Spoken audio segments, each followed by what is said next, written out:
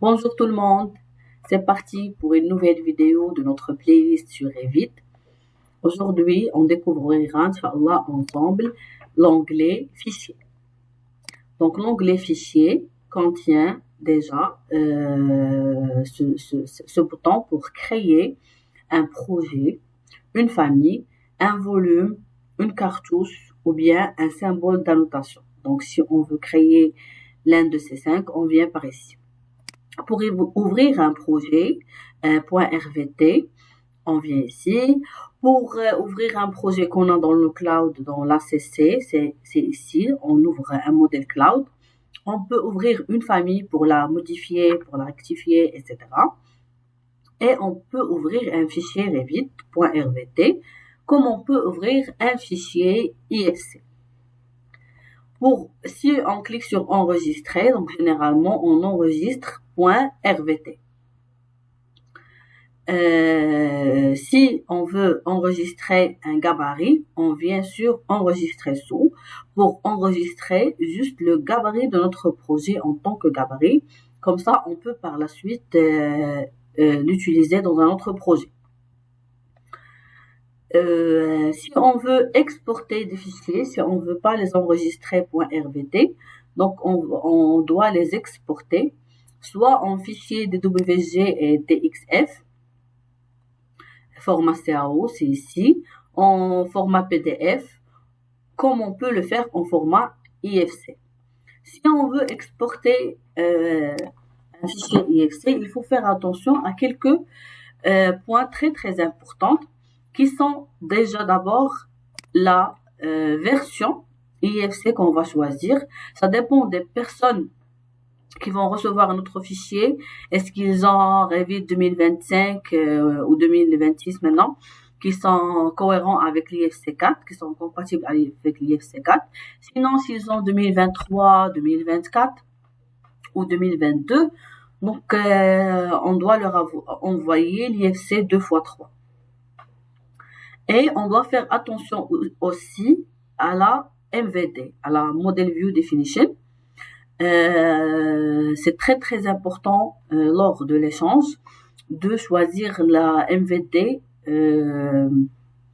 adéquate.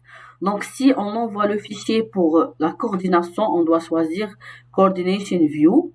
Si c'est pour l'architecture ou la structure, c'est ici, etc. Si c'est pour la maintenance, c'est généralement la copie, etc. Donc, on doit choisir la MVD adéquate. Et bien sûr, on choisit l'emplacement du fichier, etc. Et on clique sur exporter.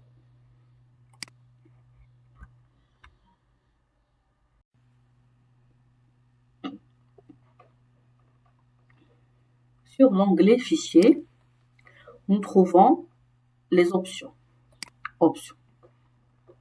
Donc,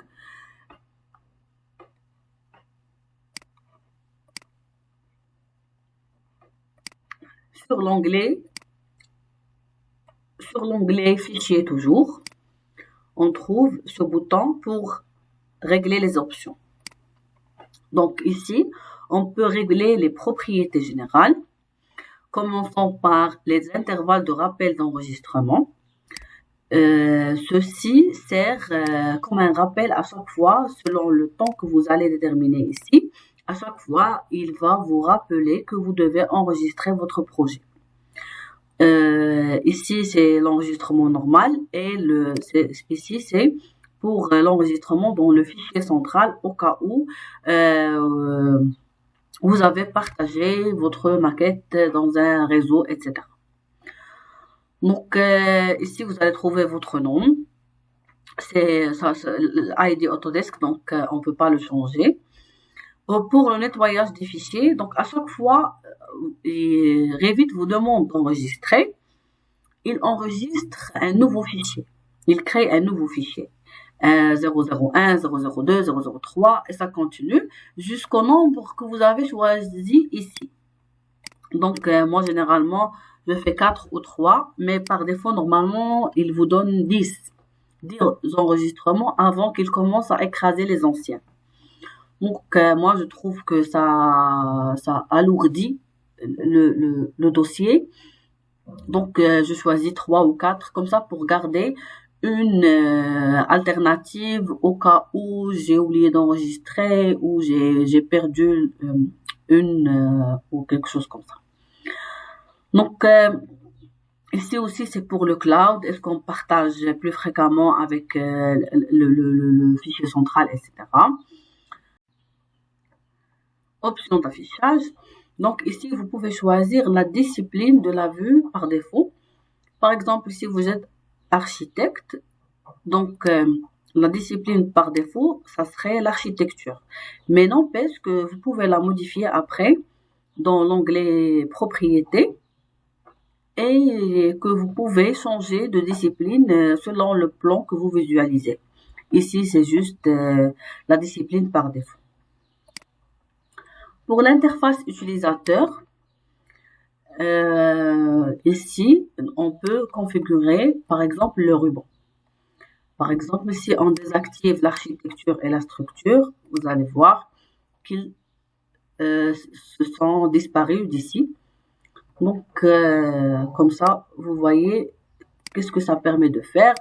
L'interface utilisateur, dans ce volet-là, on peut activer, désactiver les éléments qu'on veut visualiser dans notre ruban.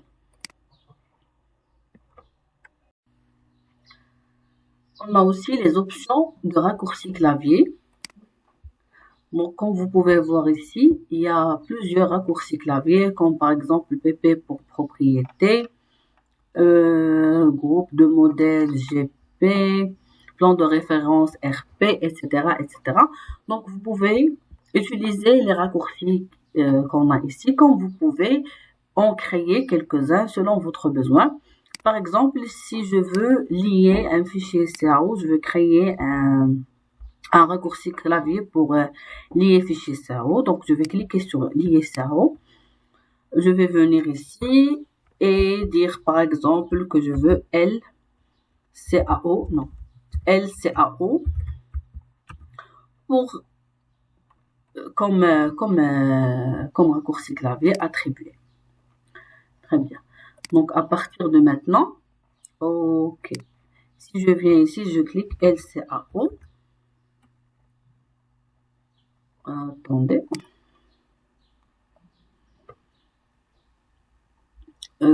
J'ai quitté la cover LCAO. Donc ça va m'ouvrir cette fenêtre pour lier les formats CAO. D'accord? Sinon, si je voulais accéder ici, normalement, je devais aller à insérer, puis lier CAO pour ouvrir cette fenêtre. Maintenant, avec mon raccourci clavier LCAO, et ça s'ouvre. Très bien. Donc, revenons.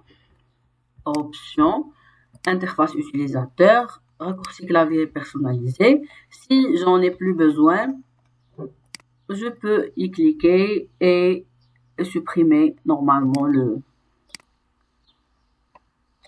voilà, je clique dessus directement sur le raccourci et je clique sur supprimer. OK. Très bien. Donc on peut aussi personnaliser la double-clic. Par exemple, pour les familles, double-clic pour accéder à la famille pour la modifier.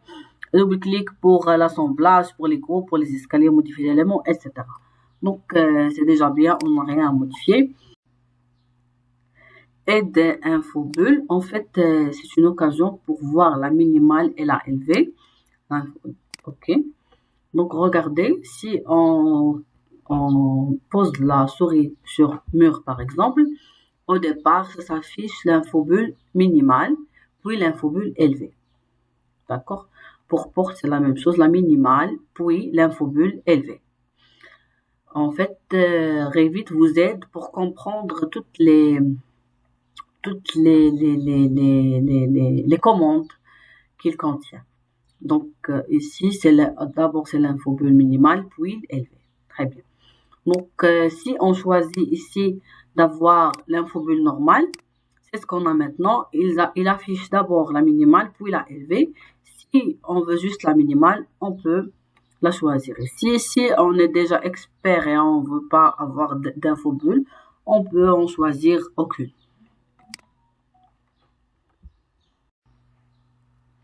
Changement d'onglet du ruban. Donc, ici, pour comprendre l'environnement de projet, revenir à l'onglet précédent ou rester dans l'onglet modifié. Venez voir. Donc, regardez, on est maintenant dans l'onglet structure. Si je clique par exemple sur une porte, il y a automatiquement l'onglet modifier porte qui s'ouvre. Si je clique sur échappe, je vais revenir à l'onglet structure. D'accord? Je vais cliquer par exemple sur la table, il y a l'onglet modifier qui s'ouvre. Si je clique sur échappe, alors il y a l'onglet structure. Je reviens à l'onglet structure. La même chose si j'étais dans l'architecture. Donc par exemple, je suis sur archi, je sélectionne la porte, il y a la table, il y a l'onglet modifier mobilier qui s'affiche, échappe, je reviens à l'onglet architecture. Pourquoi cela? Parce que ici, j'ai choisi sur l'interface utilisateur ici, revenir à l'onglet précédent. Si j'avais choisi rester dans l'onglet modifié, donc quand on va cliquer sur la table, même si on va faire échappe, on va rester dans l'onglet modifié. Donc c'est ça, on peut le faire pour que vous voyez. Donc voilà, j'ai cliqué sur un poteau, il y a l'onglet modifié qui s'ouvre. Je clique sur échappe, je reste sur l'onglet modifié. Même s'il n'y a rien de sélectionné, je reste sur l'onglet modifié. De même, l'exemple de tout à l'heure, par exemple la chaise ou la table, il y a l'onglet modifier mobilier qui s'affiche. Je clique sur échappe, je reste sur l'onglet modifié.